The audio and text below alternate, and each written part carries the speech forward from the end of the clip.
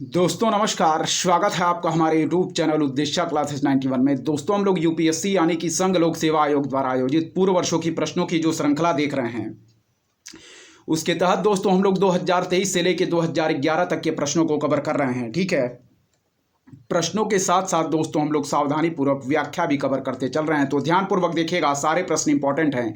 Economics से संबंधित प्रश्न हम देख रहे थे और इकोनॉमिक्स में भी हमारा टॉपिक चल रहा था दोस्तों, अर्थव्यवस्था से संबंधित विविध विषय। ठीक है, जिसमें अब तक हम लोगों ने क्या किया है, 2018 तक के प्रश्नों को कवर कर लिया है। 2018 में हमारे कुछ प्रश्न बाकी रह गए हैं। उन प्रश्नों को पहले हम ध्यानपूर्वक कवर करेंगे, फिर उन प्रश्नों को कवर करने के बाद आगे के प्रश्नों को ध्यानपूर्वक हम कवर करेंगे। तो चलिए 2018 में पूछे गए चौथे प्रश्न को पढ़ेंगे। ध्यानपूर्वक देखिएगा, इंपॉर्टेंट है। नेशनल फूड सिक्योरिटी एक्ट से संबंधित कुछ यहाँ पॉइंट दिए गए हैं, उनको हम ध्यानपूर्वक देखेंगे। तो चलिए देखिएगा, फिर दोस्तों हम आगे के प्रश्नों को ध्यानपूर्वक कवर करेंगे। तो चलिए पढ़ते हैं, नेशनल फूड सिक्योरिटी एक्ट से संबंधित क्या पॉइंट यहाँ चौथे प्रश्न में हमारे पूछे गए हैं। चलिए देखिएगा, पढ़ते हैं। कह रहा है कि राष्ट्रीय खाद्य सुरक्षा अधिनियम यानी कि नेशनल फूड सिक्योरिटी एक्ट 2013 के अधीन बनाए गए उपबंधों के संदर्भ में निम्नलिखित कथनों पर क्या कीजिए दोस्तों, विचार कीजिए। ठीक है, तो पहला पॉइंट हमारा कह रहा है कि केवल वे ही परिवार सहायता प्राप्त खाद्यान्न लेने की पात्रता रखते हैं जो गरीबी रेखा से नीचे यानी कि बिलो पॉवर्टी लाइन श्रेणी में आते हैं। इस पॉइंट को याद रखिएगा। पहला पॉइंट कह रहा है कि केवल वे ही परिवार सहायता प्राप्त खाद्यान्न लेने की पात्रता रखते जो गरीबी रेखा से नीचे यानी कि बिलो पॉवर्टी लाइन श्रेणी में आते हैं। सेकेंड पॉइंट हमारा देखिएगा क्या कह रहा है कि परिवार में 18 वर्ष या उससे अधिक उम्र की सबसे अधिक उम्र वाली महिला ही दोस्तों राशन कार्ड निर्गत किए जाने के प्रायोजन से परिवार का मुखिया होगी। फिर पढ़िएगा, परिवार में 18 वर्ष या उससे अधिक उम्र की सबसे अधिक उम्र वाली महिला ही राशन कार्ड निर्गत किए जाने के प्रायोजन से परिवार का मुखिया होगी। थर्ड पॉइंट पढ़िएगा कि गर्भवती महिलाएं एवं दुग्ध पिलाने वाली माताएं गर्भावस्था के दौरान और उसके 6 महीने बाद तक प्रतिदिन 1600 किलो कैलोरी वाला राशन घर ले जाने की हकदार हैं। फिर पढ़िएगा कि गर्भवती महिलाएं एवं दुग्ध पिलाने वाली माताएं गर्भावस्था के दौरान और उसके 6 महीने बाद तक प्रतिदिन 1600 कैलोरी वाला राशन घर ले जाने की हकदार हैं। और प्रश्न में पूछ रहा है कि उपर्युक्त कथनों में से कौन सा हमारा सही है। ठीक है, तो ऑप्शन बी हम लोगों ने बिल्कुल राइट आंसर मार्क किया। केवल सेकंड पॉइंट इस संदर्भ में हमारा राइट दिया गया है, यानी कि सही दिया गया है। देखिएगा सेकंड पॉइंट क्या है, पढ़ेंगे कि परिवार में 18 वर्ष या उससे अधिक उम्र की सबसे अधिक उम्र वाली महिला ही राशन कार्ड निर्गत किए जाने के प्रायोजन से परिवार का मुखिया होगी। ठीक है, पॉइंट हमारा क्या कह रहा था, पूछा गया जो है वह कह रहा है कि नेशनल फूड सिक्योरिटी एक्ट यानी कि राष्ट्रीय खाद्य सुरक्षा अधिनियम 2013 के अधीन बनाए गए उपबंधों के संदर्भ में निम्नलिखित कथनों पर विचार कीजिए। तो ऑप्शन सेकंड इस प्रश्न में हमारा बिल्कुल राइट दिया गया है, बाकी के पॉइंट हमारे गलत हैं। सेकंड पॉइंट बिल्कुल सही है। एक बार और पढ़ेंगे, देखिएगा कि परिवार में दोस्तों 18 वर्ष या उससे अधिक उम्र की सबसे अधिक उम्र वाली महिला ही राशन कार्ड निर्गत किए जाने के प्रायोजन से परिवार का मुखिया होगी। यही पॉइंट हमारा इस प्रश्न में बिल्कुल सही दिया गया है, बाकी के पॉइंट फर्स्ट और थर्ड हमारे गलत दिए गए हैं। तो ऑप्शन बी हम बिल्कुल राइट आंसर मार्क करेंगे। व्याख्या इस प्रश्न की इंपॉर्टेंट है, ध्यानपूर्वक देखिएगा क्या कह रही है इस प्रश्न की व्याख्या। चलिए पढ़ते हैं। पहला पॉइंट देखिएगा, कह रहा दोस्तों नेशनल फूड सिक्योरिटी एक्ट यानी कि राष्ट्रीय खाद्य सुरक्षा अधिनियम 2013 में देश के गरीब नागरिकों को दोस्तों राजकीय सहायता पर अनाज प्राप्त करने का कानूनी अधिकार है। इस अधिनियम के अंतर्गत ग्रामीण क्षेत्र की 75% तथा शहरी क्षेत्र की 50% आबादी को कवर किया गया है। इस पॉइंट को फिर से देखिएगा कि राष्ट्रीय खाद्य सुरक्षा अधिनियम 2013 में देश के गरीब नागरिकों को राजकीय सहायता पर अनाज प्राप्त करने का कानूनी अधिकार है और इस अधिनियम के अंतर्गत ग्रामीण क्षेत्र की 75% तथा शहरी क्षेत्र की 50% आबादी को कवर किया गया है। इस पॉइंट को याद रखिएगा। चलिए इस प्रश्न से संबंधित कुछ आगे भी पॉइंट दिए गए हैं, उनको हम ध्यानपूर्वक पढ़ेंगे, इंपॉर्टेंट है। देखिएगा क्या कह रहे हैं, आगे के पॉइंट इंपॉर्टेंट है, पढ़िए। दूसरा पॉइंट देखेंगे दोस्तों, क्या कह रहा है कि इस अधिनियम के अंतर्गत पात्र परिवार को चावल, गेहूं व मोटे अनाज क्रमशः दोस्तों क्या है हमारे 3, 2 एवं 1 प्रति किलो की सहायकी दर पर प्रति माह देने का प्रावधान किया गया है। फिर पढ़िएगा, इस अधिनियम के अंतर्गत दोस्तों पात्रता परिवार को यानी कि पात्र परिवार को चावल, गेहूं व मोटे अनाज क्रमशः दोस्तों 3, 2, 1 प्रति किलो की सहायकी दर पर प्रति माह देने का प्रावधान किया गया है। ठीक है, एक बार और पढ़ेंगे कि इस अधिनियम के अंतर्गत पात्र परिवार को चावल, गेहूं व मोटे अनाज क्रमशः 3, 2, 1 रुपए प्रति किलो की सहायकी दर पर प्रति माह देने का प्रावधान किया गया है। इस पॉइंट को याद रखिएगा। सेकंड पॉइंट पढ़िएगा कि पात्र परिवारों की पहचान करना तथा उनको राशन कार्ड जारी करना राज्य सरकारों के अधीन है। दोस्तों राशन कार्ड पर 18 वर्ष या इससे अधिक उम्र की महिलाओं को मुखिया के तौर पर नामित करने एवं ऐसा नहीं होने पर परिवार के सबसे वरिष्ठ सदस्य को मुखिया के तौर पर नामित करने का प्रावधान किया गया है। फिर पढ़िएगा, पात्र परिवारों की पहचान करना तथा उनको राशन कार्ड जारी करना राज्य सरकारों के अधीन है दोस्तों, याद रखिएगा। पढ़िएगा कि हमारा पात्र परिवारों की पहचान करना तथा उनको राशन कार्ड जारी करना राज्य सरकारों के अधीन है। और कह रहा है कि राशन कार्ड पर 18 वर्ष या इससे अधिक उम्र की महिलाओं को मुखिया के तौर पर नामित करने एवं ऐसा नहीं होने पर परिवार के सबसे वरिष्ठ सदस्य को मुखिया के तौर पर नामित करने का प्रावधान किया गया है। इस पॉइंट को याद रखिएगा। चलिए आगे के पॉइंट देखेंगे क्या कह रहा है, ध्यानपूर्वक पढ़िएगा, इंपॉर्टेंट है आगे के पॉइंट भी। कह रहा है दोस्तों हमारा कि अधिनियम में गर्भवती महिलाओं तथा बच्चों पर विशेष ध्यान दिया गया है। गर्भवती महिलाएं तथा स्तनपान कराने वाली माताएं गर्भावस्था के दौरान तथा बच्चे के जन्म के 6 माह बाद तक भोजन के अलावा कम से कम रुपए 6,000 मातृत्व लाभ प्राप्त करने की भी हकदार होंगी। अतः केवल दोस्तों कथन 2 हमारा क्या है, बिल्कुल सही है। इस पॉइंट को याद रखिएगा। ठीक है, फिर से पढ़ेंगे लास्ट पॉइंट कि अधिनियम में गर्भवती महिलाओं तथा बच्चों पर विशेष ध्यान दिया गया। गर्भवती महिलाएं तथा स्तनपान कराने वाली माताएं गर्भावस्था के दौरान तथा बच्चे के जन्म के 6 माह बाद तक भोजन के अलावा कम से कम रुपए 6,000 मातृत्व लाभ प्राप्त करने की भी हकदार होंगी। अतः केवल दोस्तों प्रश्न में जो दिया गया है वह कथन 2 हमारा सही है, बाकी के पॉइंट हमारे गलत दिए गए हैं। सारे पॉइंट इंपॉर्टेंट है नेशनल फूड सिक्योरिटी एक्ट के संदर्भ में, याद रखिएगा। इंपॉर्टेंट आगामी परीक्षा की दृष्टि से भी ये पॉइंट हमारे होंगे। ठीक है, चलिए 2018 में पूछे गए 5वें प्रश्न की तरफ बढ़ेंगे, देखेंगे क्या कह रहा है। 2018 में पूछा गया 5वां प्रश्न इंपॉर्टेंट है, पढ़िएगा।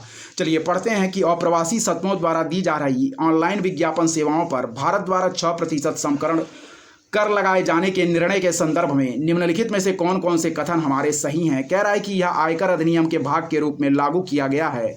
और सेकंड कह रहा है कि भारत में विज्ञापन सेवाएं देने वाले अप्रवासी सत्व अपने गृह देश में दोहरे कराधान से बचाव समझौते के अंतर्गत टैक्स क्रेडिट का दावा कर सकते हैं। ठीक है, फिर पढ़िएगा।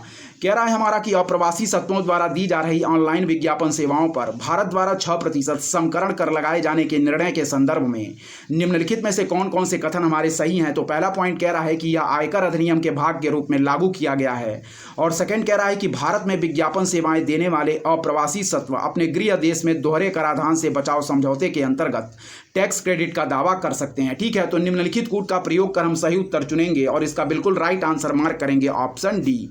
यानी कि दोनों ही कथन हमारे इस संदर्भ में क्या है दोस्तों, गलत दिए गए हैं। व्याख्या हमारी इंपॉर्टेंट है। चलिए ध्यानपूर्वक व्याख्या पढ़िएगा, क्या कह रही है इस प्रश्न की व्याख्या इंपॉर्टेंट है। चलिए देखिए इस प्रश्न की व्याख्या हम पढ़ेंगे। चलिए पढ़ते हैं कि भारत सरकार ने दोस्तों गूगल एवं फेसबुक जैसी बाहरी कंपनियों पर अप्रत्यक्ष रूप से कर लगाने के लिए वर्ष 2016 के बजट में इक्वलाइजेशन लेवी की घोषणा की थी। फिर पढ़िएगा। कह रहा दोस्तों हमारा कि भारत सरकार ने, ध्यानपूर्वक देखिएगा क्या कह रहा है। कह रहा है कि भारत सरकार ने गूगल एवं फेसबुक जैसी बाहरी कंपनियों पर अप्रत्यक्ष रूप से कर लगाने के लिए वर्ष 2016 के बजट में इक्वलाइजेशन लेवी की घोषणा की थी। पहला पॉइंट पढ़िएगा क्या कह रहा है कि यह इनकम टैक्स एक्ट 1961 का भाग नहीं है, अतः कथन फर्स्ट हमारा सही नहीं है। क्या है, यह इनकम टैक्स एक्ट 1961 का भाग नहीं है, अतः कथन फर्स्ट हमारा क्या है दोस्तों, सही नहीं है। ठीक है, सेकंड पॉइंट पढ़िएगा क्या कह रहा है कि इस इक्वलाइजेशन लेवी के भुगतान के बदले भारत में विज्ञापन सेवाएं देने वाली विदेशी कंपनियां अपने गृह देश में दोहरे कराधान से बचाव समझौते के अंतर्गत टैक्स क्रेडिट का दावा नहीं कर सकती, अतः कथन सेकंड भी हमारा सही नहीं है। फिर पढ़िएगा। कह रहा है कि भारत सरकार ने गूगल एवं फेसबुक जैसी बाहरी कंपनियों पर अप्रत्यक्ष रूप से कर लगाने के लिए वर्ष 2016 के बजट में इक्वलाइजेशन लेवी की घोषणा की थी। पहला पॉइंट कह रहा है कि यह इनकम टैक्स एक्ट 1961 का भाग नहीं है, अतः कथन फर्स्ट हमारा सही नहीं है। और सेकंड कह रहा है कि इस इक्वलाइजेशन लेवी के भुगतान के बदले भारत में विज्ञापन सेवाएं देने वाली विदेशी कंपनियां अपने गृह देश में दोहरे कराधान से बचाव समझौते के अंतर्गत टैक्स क्रेडिट का दावा नहीं कर सकती, अतः कथन सेकंड भी हमारा सही नहीं है। इसीलिए प्रश्न का आंसर हम लोगों ने ऑप्शन डी मार्क किया था, यानी कि फर्स्ट और सेकंड दोनों ही कथन हमारे इस संदर्भ में गलत दिए गए थे। चलिए 2018 में पूछे गए दोस्तों छठे प्रश्न की तरफ बढ़ेंगे, इंपॉर्टेंट है। देखिएगा क्या कह रहा है हमारा छठा प्रश्न। कह रहा है कि निम्नलिखित कथनों पर विचार कीजिए। पहला पॉइंट कह रहा है कि पिछले 5 वर्षों में आयातित खाद्य तेलों की मात्रा खाद्य तेलों के घरेलू उत्पादन से क्या है दोस्तों, अधिक रही है। पढ़िएगा कि पिछले 5 वर्षों में आयातित खाद्य तेलों की मात्रा खाद्य तेलों के घरेलू उत्पादन से अधिक रही है। और सेकंड पॉइंट कह रहा है कि सरकार विशेष स्थिति के तौर पर सभी आयातित खाद्य तेलों पर किसी प्रकार का सीमा शुल्क नहीं लगाती है। फिर पढ़िएगा कि पिछले 5 वर्षों में आयातित खाद्य तेलों की मात्रा खाद्य तेलों के घरेलू उत्पादन से क्या है दोस्तों, अधिक रही है। फिर पढ़िएगा सेकंड पॉइंट कि सरकार विशेष स्थिति के तौर पर कह रहा है कि सभी आयातित खाद्य तेलों पर किसी प्रकार का सीमा शुल्क नहीं लगाती है। तो उपर्युक्त कथनों में से कौन से हमारे सही हैं, तो ऑप्शन ए हम बिल्कुल राइट आंसर मार्क करेंगे। यानी कि इस संदर्भ में दोस्तों केवल हमारा ऑप्शन ए हम राइट मार्क करेंगे। केवल फर्स्ट पॉइंट हमारा सही है, बाकी के पॉइंट हमारे गलत दिए गए हैं। फिर पढ़िएगा कि निम्नलिखित कथनों पर विचार कीजिए। कह रहा है कि पिछले 5 वर्षों में दोस्तों आयातित खाद्य तेलों की मात्रा खाद्य तेलों के घरेलू उत्पादन से अधिक रही है। तो यह पॉइंट हमारा बिल्कुल सही दिया गया है। ठीक है, फर्स्ट पॉइंट हमारा बिल्कुल राइट है। और सेकंड पॉइंट कह रहा है कि सरकार विशेष स्थिति के तौर पर सभी आयातित खाद्य तेलों पर किसी प्रकार का सीमा शुल्क नहीं लगाती। तो यह पॉइंट हमारा बिल्कुल गलत है। ठीक है, तो फर्स्ट पॉइंट हम बिल्कुल राइट आंसर मार्क करेंगे, यानी कि ऑप्शन ए हमारा बिल्कुल राइट आंसर होगा। इस पॉइंट को याद रखिएगा। ठीक है, चलिए देखते हैं दोस्तों आगे इसकी व्याख्या क्या दी गई है। व्याख्या इस प्रश्न की इंपॉर्टेंट है, ध्यानपूर्वक देखिएगा। ठीक है, चलिए इस प्रश्न की व्याख्या को हम ध्यानपूर्वक पढ़ते हैं दोस्तों, इंपॉर्टेंट है। चलिए देखिए इस प्रश्न की व्याख्या क्या दी गई है, इंपॉर्टेंट है, ध्यानपूर्वक देखिएगा। ठीक है, चलिए देखिए, चलिए दोस्तों व्याख्या पढ़ते हैं इस प्रश्न की, इंपॉर्टेंट है, ध्यानपूर्वक देखिएगा। ठीक है, देखिए कह रहा दोस्तों कि हमारा पिछले 5 वर्षों में खाद्य तेलों का उत्पादन यहाँ दिया गया है। देखिएगा क्या कह रहा है, देखिए देखते हैं। कह रहा है कि 2012-13 में हमारा दोस्तों दिया गया है 6.70 मिलियन टन और पिछले 5 वर्षों में आयातित खाद्य तेलों की मात्रा 10.38 मिलियन टन। ठीक है, फिर कह रहा है 2013-14 में 7.11 मिलियन टन और पिछले 5 वर्षों में आयातित खाद्य तेलों की मात्रा 11.62 मिलियन टन दिया गया है। फिर कह रहा है कि पिछले 5 वर्षों में खाद्य तेलों का उत्पादन 2014-15 में है 6.17 मिलियन टन और पिछले 5 वर्षों में आयातित खाद्य तेलों की मात्रा है 14.42 मिलियन टन। ठीक है, फिर देखिएगा पिछले 5 वर्षों में खाद्य तेलों का उत्पादन 2015-16 में 5.82 मिलियन टन दिया गया है और पिछले 5 वर्षों में आयातित खाद्य तेलों की मात्रा 14.59 मिलियन टन दिया गया है। फिर देखिएगा 2016-17 पिछले 5 वर्षों में खाद्य तेलों का उत्पादन है 7.05 मिलियन टन और फिर दिया गया है पिछले 5 वर्षों में आयातित खाद्य तेलों की मात्रा 15.20 मिलियन टन। ठीक है, फिर देखिएगा 2017-18 पिछले 5 वर्षों में खाद्य तेलों का उत्पादन 7.66 मिलियन टन और फिर पिछले 5 वर्षों में आयातित खाद्य तेलों की मात्रा है 15.12 मिलियन टन। अतः कथन फर्स्ट हमारा बिल्कुल सही है। कह रहा है कि चीन तथा अन्य एशियाई देशों से 10 सेक्टर के आयात को हतोत्साहित करने के लिए सरकार ने सीमा शुल्क को बढ़ाया है, जिसमें खाद्य तेल भी शामिल है, इसलिए कथन सेकंड हमारा सही नहीं है। फिर पढ़िएगा, कह रहा है कि चीन तथा अन्य एशियाई देशों से 10 सेक्टर के आयात को हतोत्साहित करने के लिए सरकार ने सीमा शुल्क को बढ़ाया है, जिसमें खाद्य तेल भी शामिल है, इसलिए कथन सेकंड हमारा सही नहीं है। इस पॉइंट को याद रखिएगा। चलिए 2018 में पूछे गए 7वें प्रश्न की तरफ बढ़ेंगे, इंपॉर्टेंट है। देखिएगा क्या कह रहा है दोस्तों, 2017 में पूछा गया 7वां प्रश्न, इंपॉर्टेंट है। चलिए देखिए, ठीक है, पढ़ते हैं 2017 में पूछा गया 7वां प्रश्न। चलिए देखिए, कह रहा है कि निम्नलिखित में से कौन सा या कौन से भारत सरकार का के डिजिटल इंडिया योजना के दोस्तों क्या है हमारे उद्देश्य हैं। ठीक है, फिर देखिएगा इंपॉर्टेंट है, इस प्रकार के प्रश्न दोस्तों बहुत सारी हमारी यूपीएससी की परीक्षाओं में बनते हैं, तो ध्यानपूर्वक जितनी भी योजना हम लोग हल करते चल रहे हैं उसको ध्यानपूर्वक देखिएगा। यह हमारी भारत सरकार की एक योजना है जिसमें कह रहा है निम्नलिखित में से कौन सा या कौन से भारत सरकार का या के डिजिटल इंडिया योजना का या के हमारे उद्देश्य हैं। ठीक है, पहला कह रहा है दोस्तों कि भारत की अपनी इंटरनेट कंपनियों का गठन जैसा कि चीन ने किया। सेकंड कह रहा है कि एक नीतिगत ढांचे की स्थापना जिससे दोस्तों बड़े आंकड़े एकत्रित करने वाली समुद्र पार या बहुराष्ट्रीय कंपनियों को प्रोत्साहित किया जा सके कि वे हमारी राष्ट्रीय भौगोलिक सीमाओं के अंदर अपने बड़े डेटा केंद्रों की स्थापना करें। थर्ड पॉइंट पढ़िएगा कि हमारे अनेक गांवों को इंटरनेट से जोड़ना तथा हमारे बहुत से विद्यालयों, सार्वजनिक स्थलों एवं प्रमुख पर्यटक केंद्रों से वाईफाई लाना। ठीक है, फिर देखिएगा कह रहा है कि नीचे दिए गए कूट का प्रयोग कर सही उत्तर चुनिए। ठीक है, फिर पढ़ेंगे, इंपॉर्टेंट है, देखिएगा ध्यानपूर्वक क्या कह रहा है। चलिए फिर से पढ़ते हैं कि निम्नलिखित में से कौन सा या कौन से हमारे भारत सरकार का या के डिजिटल इंडिया योजना का या के उद्देश्य हैं। तो पहला पॉइंट कह रहा है कि भारत की अपनी इंटरनेट कंपनियों का गठन जैसा कि दोस्तों चीन ने किया। क्या है, भारत की अपनी इंटरनेट कंपनियों का गठन जैसा कि चीन ने किया। तो यह पॉइंट हमारा इस संदर्भ में बिल्कुल क्या है दोस्तों, गलत दिया गया है। ठीक है, फिर सेकंड पॉइंट पढ़ेंगे कि एक नीतिगत ढांचे की स्थापना जिससे दोस्तों बड़े आंकड़े एकत्रित करने वाली समुद्र पार या बहुराष्ट्रीय कंपनियों को प्रोत्साहित किया जा सके कि वे हमारी राष्ट्रीय भौगोलिक सीमाओं के अंदर अपने बड़े डेटा केंद्रों की स्थापना करें। तो यह भी पॉइंट इस संदर्भ में बिल्कुल गलत है। थर्ड पॉइंट पढ़िएगा कि हमारे अनेक गांवों को दोस्तों इंटरनेट से जोड़ना है तथा हमारे बहुत से दोस्तों विद्यालयों, सार्वजनिक स्थलों एवं प्रमुख पर्यटक केंद्रों में वाईफाई लाना है। तो यह पॉइंट हमारा बिल्कुल सही दिया गया है, इस पॉइंट को याद रखिएगा। ठीक है, तो बिल्कुल सही आंसर मार्क करेंगे दोस्तों, ऑप्शन बी इंपॉर्टेंट है, केवल थर्ड पॉइंट हमारा सही दिया गया, इस पॉइंट को याद रखिएगा। ठीक है, व्याख्या इंपॉर्टेंट है इस प्रश्न की, देखिएगा क्या कह रहे हैं इस प्रश्न की व्याख्या।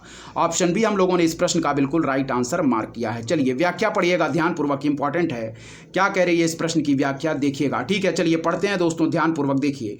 कह रहा है कि डिजिटल इंडिया दोस्तों भारत सरकार का विस्तृत एवं समग्र कार्यक्रम है और इसका उद्देश्य मुख्यतः 3 क्षेत्रों पर आधारित है। फिर पढ़िएगा कि डिजिटल इंडिया भारत सरकार का विस्तृत एवं समग्र कार्यक्रम है और इसका उद्देश्य मुख्यतः 3 क्षेत्रों पर आधारित है। तो पहला पॉइंट पढ़िएगा कि प्रत्येक नागरिक के लिए सुविधा के रूप में दोस्तों बुनियादी ढांचा, ठीक है। सेकंड पॉइंट कह रहा है कि गवर्नेंस व मांग आधारित दोस्तों सेवाएं हैं। और थर्ड कह रहा है कि नागरिकों का दोस्तों डिजिटल हमारा क्या है, सशक्तिकरण, ठीक है। फिर पढ़िएगा कि डिजिटल इंडिया भारत सरकार का विस्तृत एवं समग्र कार्यक्रम, इसका उद्देश्य मुख्यतः 3 क्षेत्रों पर आधारित है। पहला पॉइंट कह रहा है कि प्रत्येक नागरिक के लिए सुविधा के रूप में बुनियादी ढांचा, सेकंड कह रहा है कि गवर्नेंस व मांग आधारित सेवाएं, और थर्ड कह रहा है दोस्तों नागरिकों का डिजिटल सशक्तिकरण, ठीक है। पढ़िएगा आगे के कुछ पॉइंट हमारे क्या कह रहे हैं, देखिएगा ध्यानपूर्वक, ठीक है। कह रहा है कि उपरोक्त विजन के साथ दोस्तों डिजिटल इंडिया कार्यक्रम का उद्देश्य है ब्रॉडबैंड, हाईवे, मोबाइल जुड़ाव के लिए वैश्विक पहुंच, सार्वजनिक इंटरनेट पहुंच कार्यक्रम, ई शासन तकनीक के जरिए सरकारी सुधार, ई क्रांति सेवाओं की इलेक्ट्रॉनिक आपूर्ति की जानकारी, इलेक्ट्रॉनिक्स विनिर्माण, लक्षित शून्य आयात, रोजगार के लिए सूचना प्रौद्योगिकी कार्यक्रम, अर्ली हार्वेस्ट प्रोग्राम इत्यादि उपलब्ध कराना। इन उद्देश्यों के तहत यह कार्यक्रम भारत के अनेक गांवों को इंटरनेट से जोड़ने तथा हमारे बहुत से विद्यालयों, सार्वजनिक स्थलों एवं प्रमुख पर्यटक केंद्रों में वाईफाई लाने के लिए प्रतिबद्ध है, ठीक है। क्या रहा, इस तरह प्रश्न में दिए गए कथन फर्स्ट और सेकंड किसी भी तरह डिजिटल इंडिया के उद्देश्यों से संबंधित नहीं है, केवल कथन थर्ड सही है, तब विकल्प बी हमारा बिल्कुल राइट आंसर होगा। फिर पढ़िएगा कि डिजिटल इंडिया दोस्तों भारत सरकार का विस्तृत एवं समग्र कार्यक्रम और इसका उद्देश्य मुख्यतः 3 क्षेत्रों पर आधारित है। पहला पॉइंट पढ़िएगा कि प्रत्येक नागरिक के लिए दोस्तों सुविधा के रूप में क्या है, बुनियादी ढांचा, सेकंड कह रहा है कि गवर्नेंस व मांग आधारित सेवाएं, और थर्ड कह रहा है कि नागरिकों का डिजिटल हमारा सशक्तिकरण, ठीक है। फिर देखिएगा कि उपरोक्त विजन के साथ दोस्तों डिजिटल इंडिया कार्यक्रम का उद्देश्य है ब्रॉडबैंड, हाईवे, मोबाइल जुड़ाव के लिए वैश्विक पहुंच, सार्वजनिक इंटरनेट पहुंच कार्यक्रम, ई शासन तकनीक के जरिए सरकारी सुधार, ई क्रांति सेवाओं की इलेक्ट्रॉनिक आपूर्ति की जानकारी, इलेक्ट्रॉनिक्स विनिर्माण, लक्षित शून्य आयात, रोजगार के लिए सूचना प्रौद्योगिकी कार्यक्रम, अर्ली हार्वेस्ट प्रोग्राम इत्यादि उपलब्ध कराना है, ठीक है। कह रहा है कि सूचना क्या है, ध्यानपूर्वक देखिएगा। कह रहा है हमारा इन उद्देश्यों के लिए, ठीक है, यह कार्यक्रम भारत के अनेक गांवों को इंटरनेट से जोड़ने तथा हमारे बहुत से विद्यालयों, सार्वजनिक स्थलों एवं प्रमुख पर्यटक केंद्रों में वाईफाई लाने के लिए प्रतिबद्ध है, ठीक है। एक बार और पढ़ेंगे। कह रहा है कि उपरोक्त विजन के साथ हमारा डिजिटल इंडिया कार्यक्रम का उद्देश्य ब्रॉडबैंड, हाईवे, मोबाइल जुड़ाव के लिए वैश्विक पहुंच, सार्वजनिक इंटरनेट पहुंच कार्यक्रम, ई शासन तकनीक के जरिए सरकारी सुधार, ई क्रांति सेवाओं की इलेक्ट्रॉनिक आपूर्ति की जानकारी, इलेक्ट्रॉनिक्स विनिर्माण, लक्षित शून्य आयात, रोजगार के लिए सूचना प्रौद्योगिकी कार्यक्रम, अर्ली हार्वेस्ट प्रोग्राम इत्यादि उपलब्ध कराना है, ठीक है। इन उद्देश्यों के तहत दोस्तों यह कार्यक्रम भारत के अनेक गांवों को इंटरनेट से जोड़ने तथा हमारे बहुत से विद्यालयों, सार्वजनिक स्थलों एवं प्रमुख पर्यटक केंद्रों में वाईफाई लाने के लिए प्रतिबद्ध है। कह रहा है कि इस तरह प्रश्न में दिए गए कथन फर्स्ट और सेकंड किसी भी तरह दोस्तों डिजिटल इंडिया के उद्देश्यों से संबंधित नहीं है, केवल कथन थर्ड हमारा सही है, तब विकल्प बी हम लोगों ने बिल्कुल राइट आंसर मार्क किया। चलिए 2018 में पूछे गए 8वें प्रश्न की तरफ बढ़ेंगे। देखिएगा क्या कह रहा है। 2018 में पूछा गया 8वां प्रश्न इंपॉर्टेंट है, ध्यानपूर्वक पढ़िएगा। चलिए देखते हैं दोस्तों 2018 में पूछा गया 8वां प्रश्न हमारा क्या कह रहा है, इंपॉर्टेंट है, देखिएगा। चलिए देखते हैं।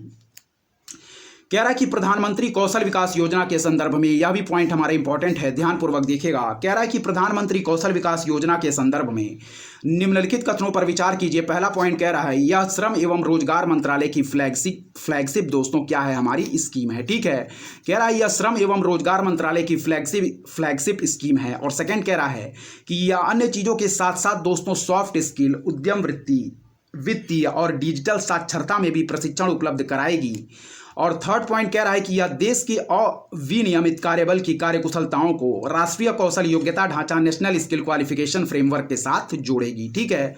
कह रहा है कि उपर्युक्त कथनों में से कौन से हमारे पॉइंट बिल्कुल सही दिए गए हैं, तो ऑप्शन सी हम बिल्कुल राइट आंसर मार्क करेंगे, यानी कि सेकंड और थर्ड पॉइंट हमारे बिल्कुल सही दिए गए हैं। फिर पढ़िएगा। कह रहा है कि प्रधानमंत्री कौशल विकास योजना के संदर्भ में निम्नलिखित कथनों पर विचार कीजिए। पहला पॉइंट कह रहा है कि यह श्रम एवं रोजगार मंत्रालय की फ्लैगशिप स्कीम है।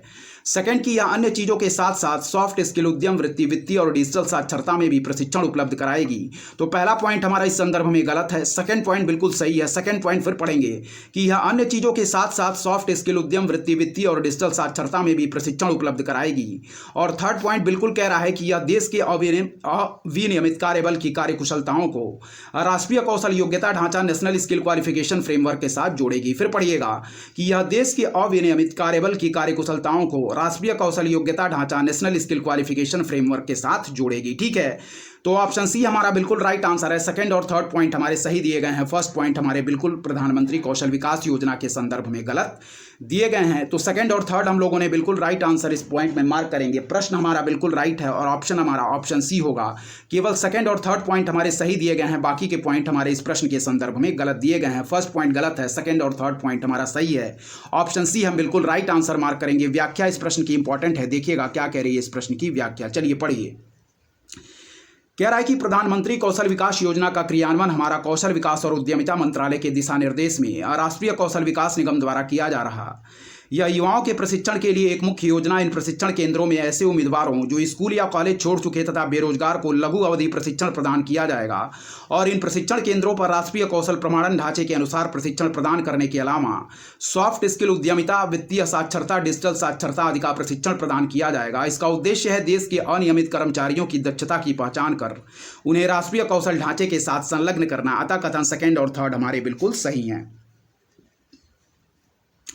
चलिए फिर पढ़िएगा कि प्रधानमंत्री कौशल विकास योजना का क्रियान्वयन दोस्तों कौशल विकास और उद्यमिता मंत्रालय के दिशा निर्देश में राष्ट्रीय कौशल विकास निगम द्वारा किया जा रहा।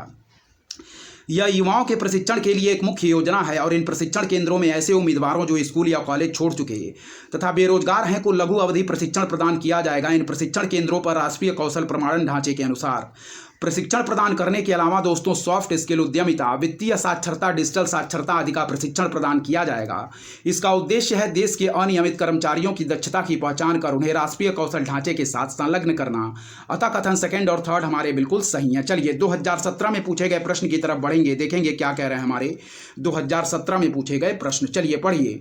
कह रहा है कि निम्नलिखित में से कौन सा या कौन से भारत में 1991 में आर्थिक नीतियों के उदारीकरण के बाद घटित हुआ है या घटित हुए हैं। तो पहला पॉइंट कह रहा है कि जीडीपी में कृषि का अंश वृहद रूप से क्या है दोस्तों बढ़ गया है। सेकंड कह रहा है कि विश्व व्यापार में भारत के निर्यात का अंश बढ़ गया है और थर्ड कह रहा है कि एफडीआई का अंतर्वाह यानी कि इनफ्लो बढ़ गया है और फोर्थ कह रहा है भारत का विदेशी विनिमय भंडार वृहद रूप से बढ़ गया। ठीक है, कह रहा है नीचे दिए गए कूट का प्रयोग कर सही आंसर मार्क करिए। तो बिल्कुल ऑप्शन बी हम राइट आंसर मार्क करेंगे, यानी कि सेकंड, थर्ड और फोर्थ पॉइंट इस संदर्भ में बिल्कुल सही हैं।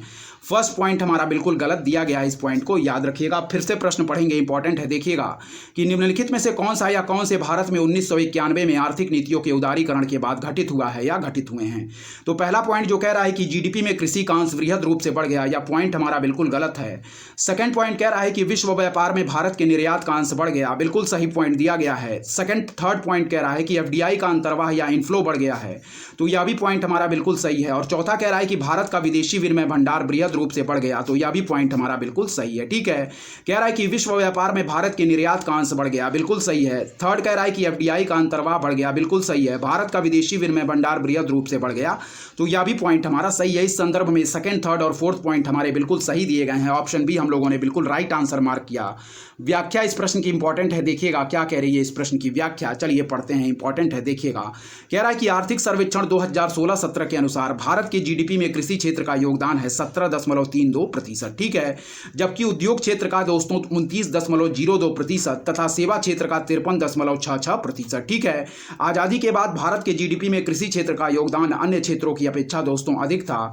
और फिर कह रहा है जबकि उदारीकरण के बाद प्रतिवर्ष कृषि क्षेत्र का योगदान घटता गया है। ठीक है, और अन्य क्षेत्रों का योगदान बढ़ा। इसके साथ ही विश्व व्यापार में भारत के निर्यात का अंश बढ़ा, साथ ही अप्रत्यक्ष विदेशी निवेश और विदेशी विनिमय भंडार में भी बढ़ोतरी हुई है। इस पॉइंट को याद रखिएगा। ठीक है, फिर देखिएगा कि आर्थिक सर्वेक्षण 2016-17 के अनुसार भारत के जीडीपी में कृषि क्षेत्र का योगदान है 17.32%, जबकि उद्योग क्षेत्र का 29.02% तथा सेवा क्षेत्र का 53.66% है।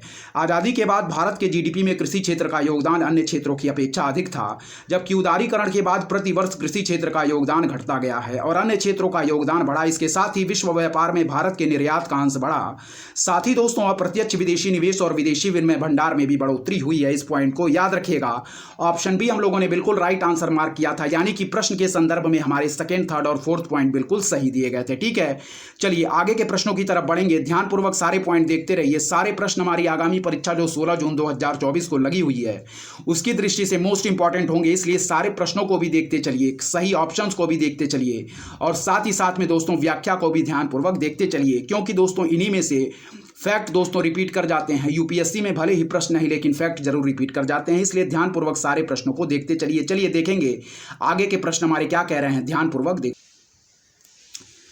चलिए दोस्तों देखेंगे क्या कह रहा है हमारा 2017 में पूछा गया दूसरा प्रश्न, इंपॉर्टेंट है, पढ़िएगा। चलिए देखिए, निम्नलिखित कथनों पर विचार कीजिए। कह रहा है कि पिछले दशक में भारत के जीडीपी के प्रतिशत के रूप में कर राजस्व में सतत वृद्धि हुई है। पहला पॉइंट देखिएगा। फिर सेकंड पॉइंट देखिएगा कि पिछले दशक में भारत के जीडीपी के प्रतिशत के रूप में राजकोषीय घाटे में दोस्तों क्या है, सतत वृद्धि हुई है। ठीक है, कह रहा है कि उपर्युक्त कथनों में से कौन से हमारे सही हैं, तो ऑप्शन डी हम बिल्कुल राइट आंसर मार्क करेंगे, ना तो फर्स्ट ना तो सेकंड। ठीक है, इस पॉइंट को याद रखिएगा। फिर पढ़िएगा कि निम्नलिखित कथनों पर विचार कीजिए। पिछले दशक में भारत के जीडीपी के प्रतिशत के रूप में कर राजस्व में सतत वृद्धि हुई है। फिर सेकंड कह रहा है कि पिछले दशक में भारत के जीडीपी के प्रतिशत के रूप में राजकोषीय घाटे में सतत वृद्धि हुई है। कह रहा है कि उपर्युक्त कथनों में से कौन से पॉइंट हमारे सही हैं, तो ऑप्शन डी हम लोगों ने बिल्कुल राइट आंसर मार्क किया, यानी कि इस संदर्भ में दोनों ही कथन हमारे गलत दिए गए हैं। व्याख्या इंपॉर्टेंट है, चलिए इस प्रश्न की व्याख्या पढ़िएगा। देखिए, कह रहा है कि पिछले दशक में दोस्तों जीडीपी के प्रतिशत के रूप में कह रहा है हमारा कि कर राजस्व में सतत वृद्धि नहीं हुई है। या 2007 में दोस्तों 17% के लगभग थी, जो 2009 में घटकर दोस्तों 15% व 2016 में पुनः बढ़कर 16.6% हो गई। अतः कथन फर्स्ट हमारा गलत है।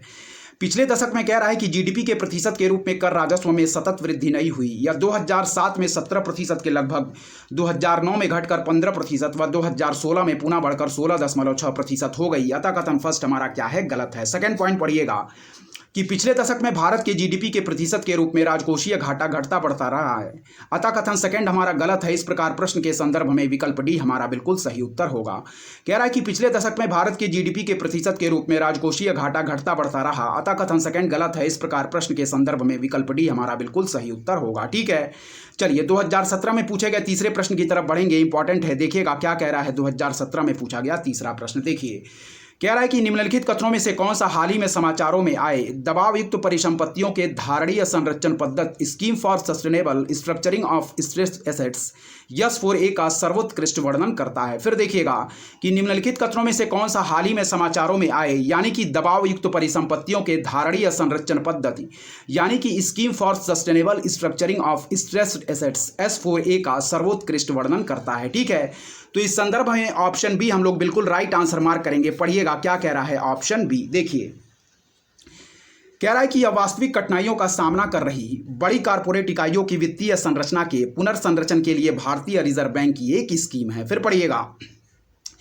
कि यह वास्तविक कठिनाइयों का सामना कर रही बड़ी कारपोरेट इकाइयों की वित्तीय संरचना के पुनर्संरचन के लिए भारतीय रिजर्व बैंक की एक स्कीम है। ठीक है, फिर पढ़िएगा कि निम्नलिखित कथनों में से कौन सा हाल ही में दोस्तों समाचारों में आए दबाव युक्त परिसंपत्तियों के धारणीय संरक्षण पद्धति यानी कि scheme for sustainable structuring of stressed assets S4A का सर्वोत्कृष्ट वर्णन करता है। ठीक है, तो ऑप्शन बी बिल्कुल राइट आंसर मार्क करेंगे कि यह वास्तविक कठिनाइयों का सामना कर रही बड़ी कारपोरेट इकाइयों की वित्तीय संरचना के पुनर्संरचन के लिए भारतीय रिजर्व बैंक की एक स्कीम है। ठीक है, तो ऑप्शन बी हम बिल्कुल राइट आंसर मार्क करेंगे। इस प्रश्न की व्याख्या इंपॉर्टेंट है, पढ़िएगा कि दबाव युक्त परिसंपत्तियों की धारणीय संरक्षण पद्धति यानी कि दोस्तों क्या है हमारा S4A स्कीम, जिसका दोस्तों हम पढ़ेंगे। कह रहा है कि scheme for sustainable structuring of stressed assets. ठीक है, योजना रिजर्व बैंक द्वारा प्रारंभ की गई। इसका उद्देश्य है वास्तविक कठिनाइयों का सामना कर रही बड़ी कारपोरेट इकाइयों की वित्तीय संरचना का पुनर्संरचना करना था। अतः विकल्प भी हमारा बिल्कुल राइट आंसर होगा। चलिए अब पढ़ेंगे 2015 में पूछे गए प्रश्नों की तरफ। ध्यानपूर्वक देखिएगा क्या कह रहा है। कह रहा है कि भारतीय अर्थव्यवस्था के संदर्भ में निम्नलिखित कथनों पर विचार कीजिए। तो पहला पॉइंट हमारा कह रहा है कि पिछले दशक में वास्तविक सकल घरेलू उत्पाद की वृद्धि दर लगातार बढ़ती रही है।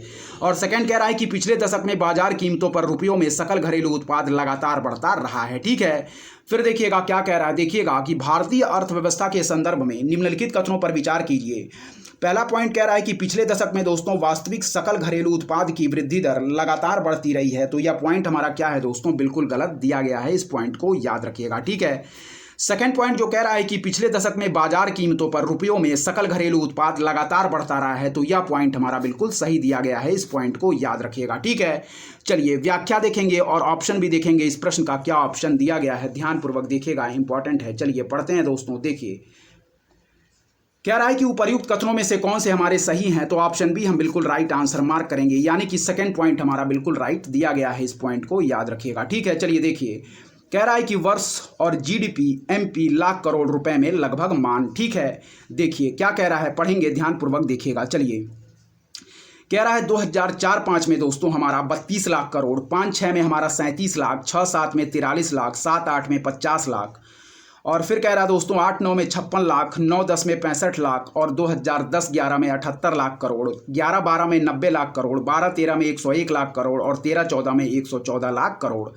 कह रहा दोस्तों हमारा कि उपरोक्त सारणी से स्पष्ट है कि बाजार मूल्यों पर जीडीपी में लगातार वृद्धि हो रही है, किंतु भारत में वास्तविक जीडीपी की वृद्धि दर में उतार चढ़ाव रहा है, अतः केवल कथन सेकंड हमारा सही है। इस पॉइंट को याद रखिएगा। चलिए 2013 में पूछे गए प्रश्न की तरफ बढ़ेंगे, देखेंगे क्या कह रहे हैं। 2013 में पूछे गए प्रश्न इंपॉर्टेंट है, देखिएगा, पढ़िए। कह रहा है कि प्रचंड बेरोजगारी का सामान्यतः अर्थ होता है कि दोस्तों ऑप्शन सी श्रमिक की सीमांत उत्पादकता क्या है दोस्तों, शून्य है। ऑप्शन सी हमारा बिल्कुल राइट आंसर होगा। पढ़िए। कह रहा है कि प्रचंड बेरोजगारी का सामान्यतः दोस्तों अर्थ होता है कि श्रमिक की सीमांत उत्पादकता हमारी क्या है दोस्तों, शून्य है। ठीक है। कह रहा है कि प्रचंड बेरोजगारी का सामान्यतः अर्थ होता है कि श्रमिक की सीमांत उत्पादकता हमारा क्या है, शून्य है। ऑप्शन सी हम बिल्कुल राइट आंसर मार्क करेंगे। व्याख्या इंपॉर्टेंट है, इस प्रश्न की व्याख्या देखिएगा क्या कह रहा है इस प्रश्न की व्याख्या। चलिए देखिए।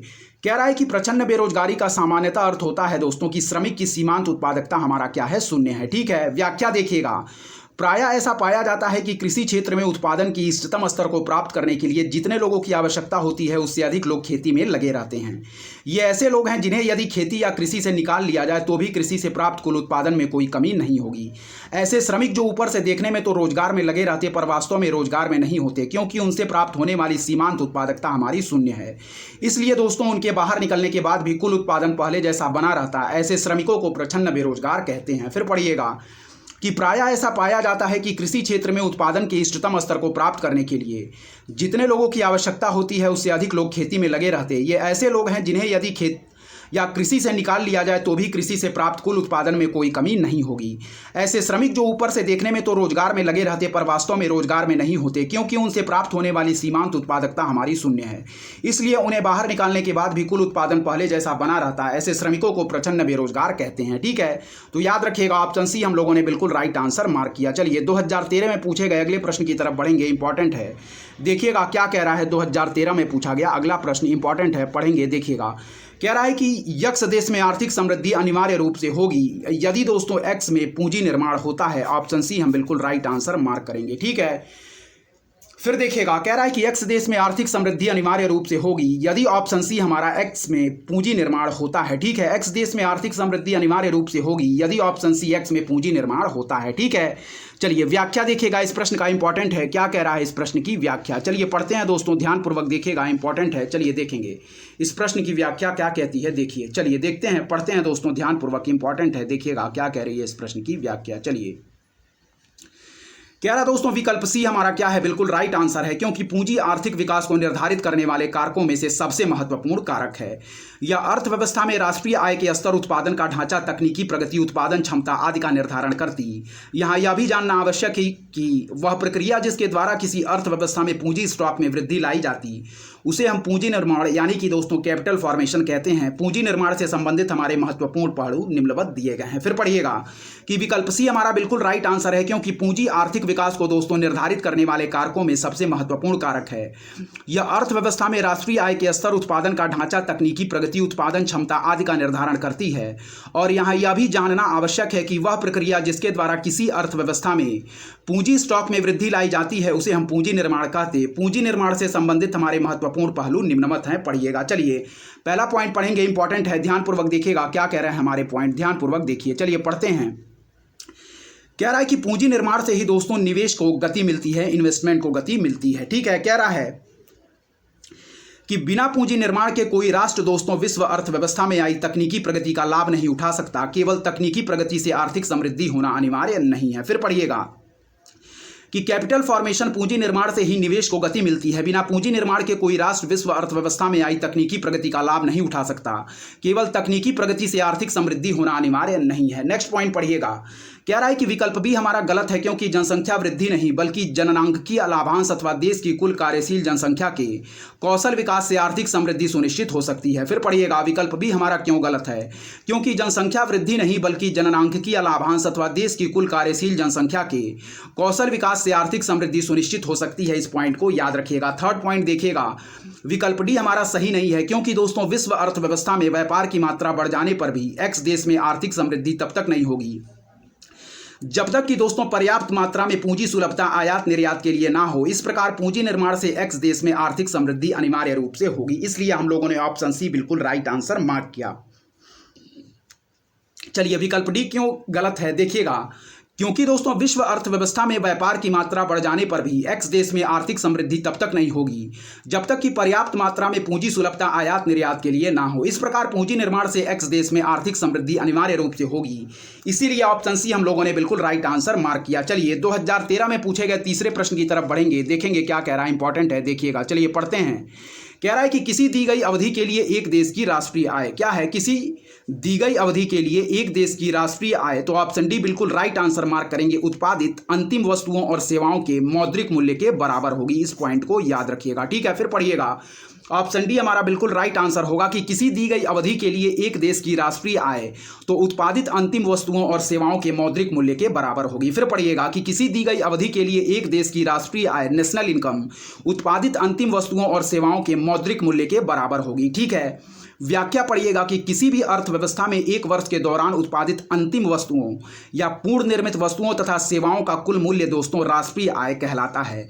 किसी देश के निवासियों की कुल आय जिसे दोस्तों ह्रास डेप्रिसिएशन घटाने के बाद साधन लागत पर मापा गया उसे राष्ट्रीय आय कहते हैं। फिर देखिएगा, किसी भी अर्थव्यवस्था में दोस्तों एक वर्ष के दौरान उत्पादित अंतिम वस्तुओं या पूर्ण निर्मित वस्तुओं तथा सेवाओं का कुल मूल्य राष्ट्रीय आय कहलाता। कह रहा है कि किसी देश के निवासियों की कुल आय जिसे ह्रास घटाने के बाद साधन लागत पर मापा गया उसे राष्ट्रीय आय कहते हैं। इस पॉइंट को याद रखिएगा, ठीक है। अब बढ़ेंगे 2011 में पूछे गए प्रश्नों की तरफ, ध्यानपूर्वक देखिएगा क्या कह रहे हैं 2011 में पूछे गए प्रश्न, इंपॉर्टेंट है, पढ़िएगा।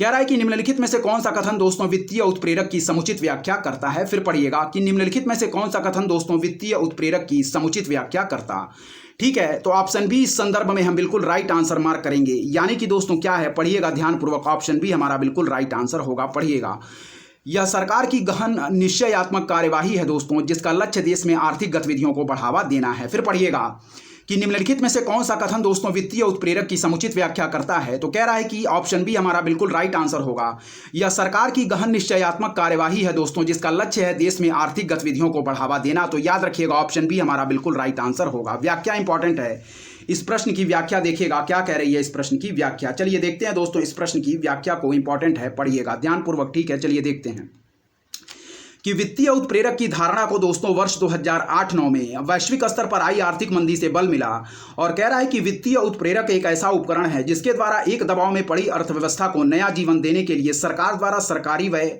लोक व्यय में वृद्धि की जाती है अथवा करों में कटौती की जाती। इस प्रकार यह सरकार की गहन निश्चयात्मक कार्यवाही है जिसका लक्ष्य है देश में आर्थिक गतिविधियों को बढ़ावा देना। फिर पढ़िएगा कि वित्तीय उत्प्रेरक की धारणा को वर्ष 2008-9 में वैश्विक स्तर पर आई आर्थिक मंदी से बल मिला।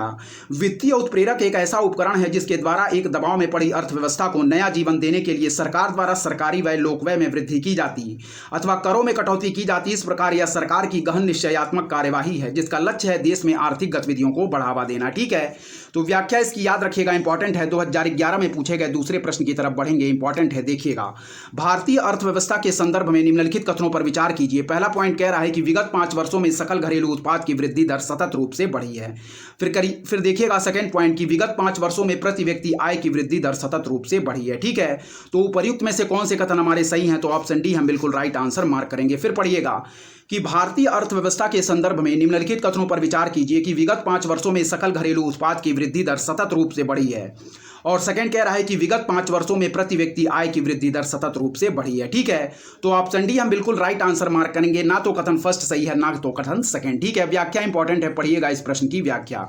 कह रहा है कि विगत 5 वर्षों यानी कि 2006 से 2011 प्रश्न पूछे जाने के वर्ष तक के दौरान भारत के सकल घरेलू उत्पाद की वृद्धि दर सतत रूप से बढ़ी नहीं है बल्कि इसमें दोस्तों उतार चढ़ाव विद्यमान रहा। इसके साथ ही इन 5 वर्षों में प्रति व्यक्ति आय की वृद्धि दर भी सतत रूप से नहीं बढ़ी है, इसमें भी उतार चढ़ाव विद्यमान रहा है, ठीक है।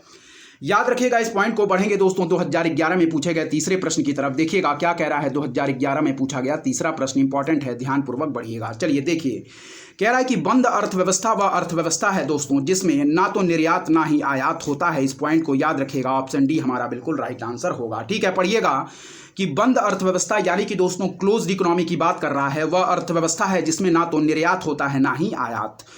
बंद अर्थव्यवस्था में देश की आवश्यकताओं की पूर्ति के लिए घरेलू स्तर पर उत्पादन, घरेलू स्तर पर आपूर्ति और घरेलू स्तर पर उपभोग पर बल दिया जाता है। ठीक है। द्विपक्षीय या बहुपक्षीय स्तर पर आर्थिक संबंधों को मजबूत करने का प्रयास कम ही किया जाता। आयात प्रतिस्थापन, इंपोर्ट सब्स्टिट्यूशन की नीति पर बल दिया जाता, अर्थात दूसरे राष्ट्र से आर्थिक विनिमय न होने के चलते निर्यात भी नहीं होता है। फिर देखिएगा, बंद अर्थव्यवस्था में देश की आवश्यकताओं की पूर्ति के लिए घरेलू स्तर पर उत्पादन, घरेलू स्तर पर आपूर्ति और घरेलू स्तर पर उपभोग पर बल दिया जाता। द्विपक्षीय या बहुपक्षीय स्तर पर आर्थिक संबंधों को मजबूत करने का प्रयास कम ही किया जाता है और आयात प्रतिस्थापन, इंपोर्ट सब्स्टिट्यूशन की नीति पर बल दिया जाता, अर्थात दूसरे राष्ट्र से आर्थिक विनिमय ना होने के चलते निर्यात भी नहीं होता। इस पॉइंट को याद रखिएगा। तो क्लोज्ड इकोनॉमी दोस्तों, क्लोज्ड इकोनॉमी पूछ रहा है तो इसका आंसर मार्क करेंगे, ना तो निर्यात ना ही आयात होता है। चलिए आगे के प्रश्नों की तरफ बढ़ेंगे। सारे प्रश्न हमारे इंपॉर्टेंट है, देखिएगा आगे के प्रश्न हमारे क्या कह रहे हैं, ध्यानपूर्वक बढ़ेंगे।